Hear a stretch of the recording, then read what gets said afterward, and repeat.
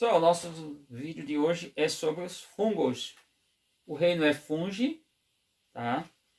Então os fungos têm algumas características gerais que eu quero falar para vocês. Todos eles são heterotróficos. O que quer dizer isso? Hetero diferente, trófico, nutrição. Nutrição depende, eles não produzem, diferente das algas e das plantas, eles dependem de uma fonte nutricional. Bom, o estudo de fungo faz parte da micologia, tanto que tem o micologista, que na verdade normalmente é mais um dermatologista, um médico que trata de pele, e aí alguns fungos podem causar alguns problemas. Bom, fungos, eles são muito comuns. Característica dos fungos: ambiente úmido, pouca luminosidade, não que ele não viva em locais ao contrário, aí mais claro que tem que ter uma certa umidade. Boa parte são decompositores, tem microfungos, tem macrofungos. Por exemplo, microfungo, aqueles que causam problema na pele, a micose, que causa frieira na parte interdigitais, vamos pensar entre os dedos.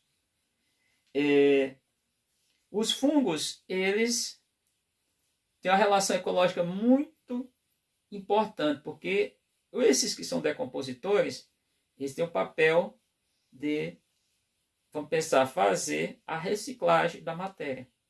O que é isso? Pegar matéria orgânica, que aí não só tem matéria orgânica, decompor, retirar o que eles precisam.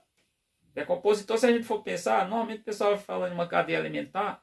O que é uma cadeia alimentar? Você tem um produtor, que é aquele que é autotrófico ou autótrofo, consegue produzir sua nutrição através de matéria orgânica, matéria inorgânica, sais minerais, água, e pegar a luz e transformar essa energia luminosa em energia química, que os fungos não conseguem. Aí vai ter o consumidor de primeira ordem, consumir o que vem das plantas chamado herbívoro, ainda que seja de algas. Aí aquele que se alimenta desse consumidor de primeira ordem é chamado carnívoro. Tem também os animais que se alimentam de tudo, exemplo são os primatas, a ordem primata, todos eles, inclusive a espécie humana. Eles consomem de tudo, são chamados onívoros, ono de todos, de tudo, daquilo que é de origem animal ou vegetal, se alimentam. Então, questão dos fungos. Eles têm importância, por exemplo, tem os fungos que são bioutilizados, biorremediadores. O que é isso? Em determinados momentos, quando acontece acidentes, como por exemplo petróleo na transportadora, avaria num casco de um navio que derrama muito petróleo, alguns tipos de fungos são utilizados para degradar esse petróleo e minimizar os efeitos ambientais. Tá? Tem fungos que vivem em associação. O exemplo são os links. E qual a importância disso? Os links num local degradado, onde praticamente toda a vida foi destruída, eles são os primeiros a se formar. Mas os links não são um ser vivo, e sim duas espécies. É uma bactéria, cianobactéria, que tem a capacidade de fazer fotossíntese, e o fungo que vai decompor esse ambiente, parte desse ambiente, liberar substância suficiente para que esse outro micro-organismo faça isso. E aí forma aquela formação em cima das costões rochosas, em cima de telhados, e aí fica aquelas cores. Tem cores mais esverdeadas, várias cores. Claro que nem todas que têm essa cor são links, mas esses links são ou em locais de recuperação, ou, por exemplo, imagina onde aconteceu um vulcão, a lava vulcânica deixou uma quantidade de matéria ali, no caso, imaginar o magma, e foi solidificando, ou até pegou já a rocha, que é transformando em outro tipo de rocha, que é as metamórficas, e aí esse fungo aparece junto com a bactéria, que é a alga, e começa a formar o link. Isso foi estudado, mas definido na década de 70, tá? Somente no Chile. Bom, tem os fungos que vivem em associação na raiz de plantas, por exemplo, micorriza. O que eles fazem? Eles pegam o nitrogênio, mas o nitrogênio simples não, o nitrogênio NH3, que é o nitrito, e transforma no NH4, nitrato. E isso que as plantas vão utilizar. Bom, tem fungos que são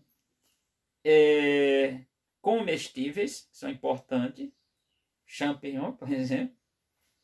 Tem os fungos também, que são alguns são formados de cogumelo também, que não são interessantes, são fungos venenosos, tá? Tem que ter cuidado. Os fungos, eles podem se reproduzir de forma sexuada e assexuada.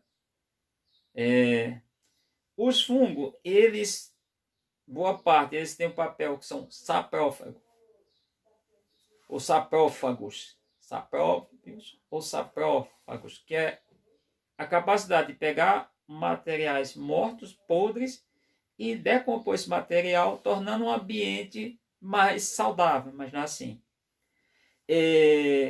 Nessas formas de reprodução, eles podem formar gametas, tá? São os porõngios, o pessoal diz que é semente, alguns autores tratam assim, mas na verdade ali são gametas que se juntam. Um exemplo é um cogumelo, quando a gente bate lá no cogumelo, que ele está já há um tempo, sai tipo um pozinho, todo mundo não vai ter em livro, você vê. Ali sai fungos. Outro exemplo que a gente vê isso, aí essa reprodução pode ter até uma parte, um ciclo que a gente chama alternância de geração. Um exemplo clássico que a gente observa no fungo que normalmente dá aquele bolor em frutos, em pães, você deixar num local úmido, pouca luminosidade, dias não está embalado, aparece. Eles, olha, podem fazer a reprodução assexuada por esporos, esporulação, isso normalmente é um formato meio de hifas, e depois eles podem, que libera células 2N, eles podem formar a reprodução sexuada, formando célula hifa N, e aí ter esse tipo de reprodução. Bom, eles são divididos em alguns grupos, a gente chama isso de filos. Os zigomicetos, por exemplo, são fungos que é utilizado, por exemplo, na produção de molhos orientais, faz demais, né? O shoyu. Um exemplo também, o bolor, é o Rhizopus stolonifer. Esse fungo, ele tem uma questão que é um fungo que não é muito interessante quando ele contamina o alimento. Ascomiceta é um exemplo, asco vem de saco, formato de saco, tá? Tem vários fungos que fazem parte dele, tem um extremamente importante, que acho que é o fungo mais estudado há mais tempo, que é o Saccharomyces cerevisiae, esse nome bem assim, ele é o pessoal chama levedo ou levedura, que é utilizado na produção de pães, fermentar massa de trigo, farinha de trigo, na produção de vinho, na produção de cerveja, ou seja, na fermentação. Porque esse fungo tem algo interessante, essa espécie, que é chamado, ele é facultativo, mas em que ponto? Na questão da respiração. Se está na presença de oxigênio, ele faz respiração. Ele vai pegar oxigênio para degradar a matéria orgânica e liberar energia. Se está na ausência, ele faz fermentação. Logo, não precisa de oxigênio. O que acontece para a gente entender como é isso? Por que ele fermenta? Porque está no ambiente, vamos pensar uma massa de pão. O cara molhou, pegou lá o fungo, que é o chamado fermento biológico, e aí deixa ali, chamado descanso. Ele pega o oxigênio que está ali dentro, utiliza. Parou de utilizar aquele oxigênio, o que vai acontecer? Entra para a fermentação, que ele precisa de energia. Aí, nesse caso, ele acaba liberando dióxido de carbono, CO2. O que entendemos? Todo gás aquecido aumenta de volume, não aumenta a massa, tem que ficar bem claro. Quando bota o pão lá no calor, no forno, ele vai aumentar, vai distender essa massa e vai ficar grande. É igual uma pizza, é igual um bolo, uma torta, que venha ser utilizado o fermento chamado fermento biológico. Bom, tem um fungo que foi muito utilizado, somente nas décadas de 60 e 70, que é o que produz o LSD, que é o ácido lisógico. Esse LSD era uma droga muito utilizada, sintetizaram, muito utilizada pelo pessoal hippies e outros grupos, e ele é extremamente perigoso porque é um alucinógeno, tá? E por conta de ele ser muito parecido, é extraído de um tipo de fungos, muito parecido com outros tipos, o pessoal usaram, não me encontrar nos livros, cogumelos para tentar extrair essa droga, fazer o chá chamado chá de cogumelo, extrair o LSD, não extrair o LSD, mas extrair substância, que esses fungos eles são altamente perigosos. Um é o Clavesper púrpura, que é extremamente perigoso. Então a ingestão dele pode causar morte. Bom, no geral, os fungos, aí tem isso chamado dos fungos que eu estou chamando não, que é chamado ascomiceto. Tem os basilomicetos. Os basilomicetos tem o fungo comestível, por exemplo, tem a orelha de pau, que muita gente conhece, Agaricus campestre, que é o champignon, muito utilizado pelos orientais, tá? Aí tem os deuteromicetos, são fungos que causa, dentro deles tem um fungo que chamaram a atenção, a candidíase. Candidíase normalmente é aquele popular sapinho que aparece na boca das crianças, porque aparece que está no solo, a criança leva a mão ao chão, ou então aqueles que usa a chupeta, vai lá, leva para a boca, está contaminado, aparecem umas bolhas nos lábios. Também pode ser na parte gengival, além dos lábios. Também pode ser a candidíase. Ela pode ocorrer em mulheres no sistema genital, causando alguns distúrbios, que normalmente é a Candida albicans, tá? Fungos são extremamente importantes porque foi através de fungos que descobriu um remédio, um antibiótico. Por quê? Porque alguns conseguem fazer um processo chamado, além do que eu falei, amensalismo. O que é amensalismo?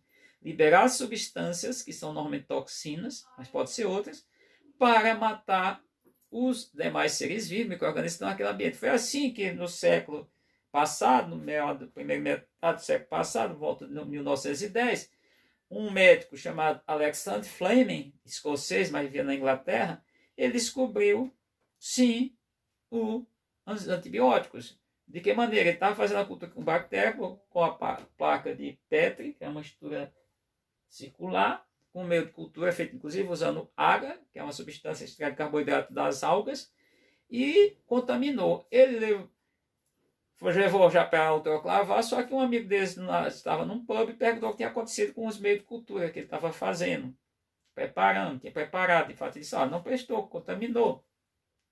Aí disse, mas o que aconteceu? Ele foi lá, foram ver, disse, já pensou a respeito disso? Ele disse, olha, foi um bicho que fez isso aqui. Qual que é? Aí tiraram, que era o penicilin notato, o primeiro fungo, e aí extraiu e disse que publicou um artigo, acho que na Nature, que tinha encontrado vamos imaginar, um medicamento para curar doenças causadas por bactérias, porque as bactérias, se o bicho liberasse a substância, matava, e ele tinha extraído, era possível. Ninguém deu muita credibilidade para Fleming, mas quando veio a Segunda Guerra Mundial, estava morrendo muitos soldados no fronte, principalmente se feria, e aí nessa infecção, nessa lesão, acontecia uma infecção bacteriana, aí ele foi chamado às pressas, em tese, e ele explicou como é que fazia o medicamento. A partir daí se popularizou, a gente conhece, claro, muitos antibióticos, outros foram descobertos, mas foi graças a esse problema do fungos que causa esse processo em relação ecológica chamado amensalismo. Então, gente, no geral, os fungos são mais ou menos isso.